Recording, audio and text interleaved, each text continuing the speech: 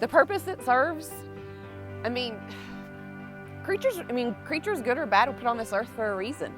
And if something happens to them, they should have a chance to go back and get some help and go back into the wild, into their environment. And that's what we serve. I mean, no one else does this. Who else does this? The Kentucky Wildlife Center started about 10 years ago with 2 raccoons in a 2-car garage by Karen Bailey. She is our founder and also our current president. Word got around that she knew how to take care of baby raccoons and other animals, so every year it just kept growing. People would bring her animals.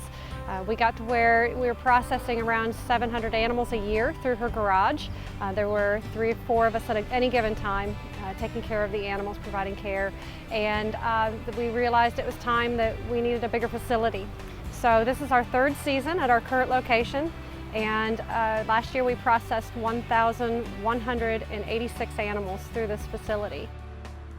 We have a lot of what we call an accidental kidnapping in animals. We have most of our fawns come to us, and most of our baby rabbits come to us as an accidental kidnap.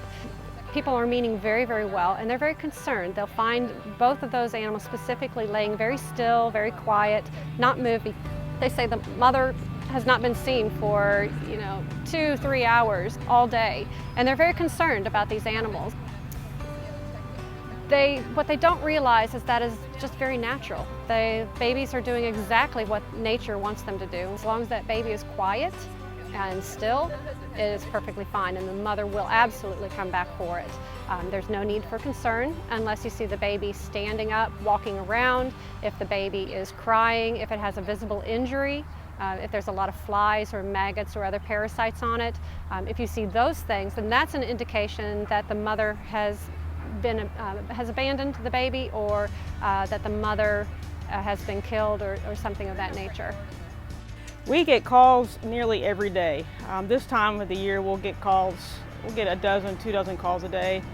People want to do the right thing. They want to help the wildlife, whether it's a hit by car or they find a baby. They want to help them and don't know how.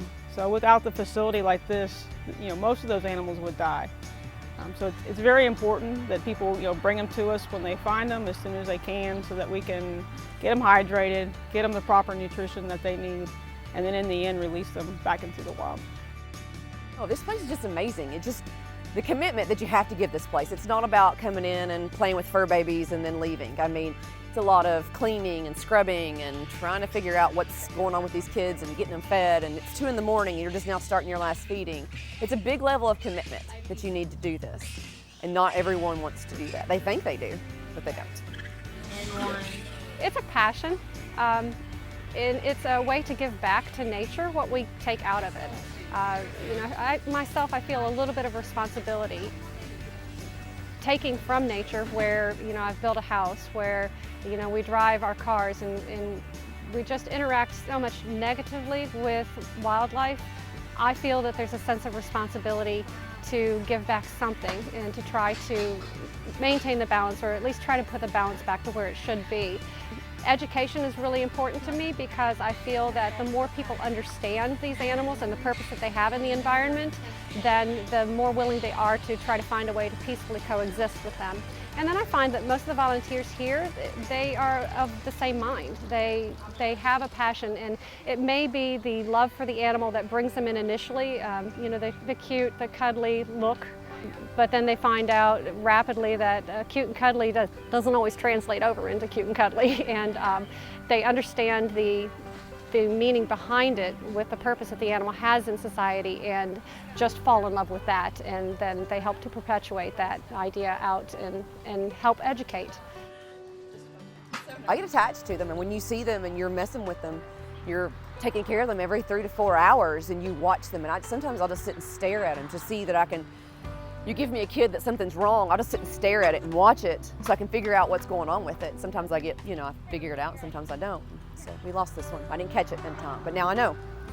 If you don't learn something, if you lost something and you don't learn something from it, then you're not really accomplishing much. So we lose some kids, but it gets better.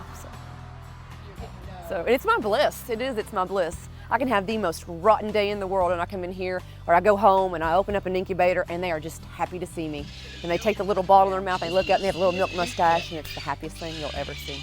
Until it's just complete bliss. It's sad, but it is also a wonderful, wonderful thing.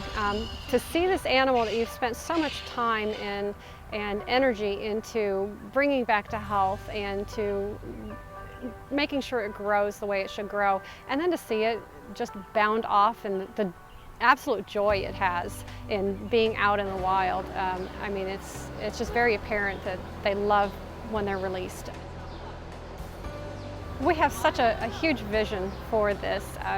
You know, obviously every year we take in more animals, and our goal and our dream is to have an even larger facility, larger land where we can have a larger release site, where we can process more animals in and provide them care, to be able to give even more educational programs. We just really want that opportunity to be out there and share the knowledge about wildlife and what their purpose is, and to be able to help everything that we possibly can.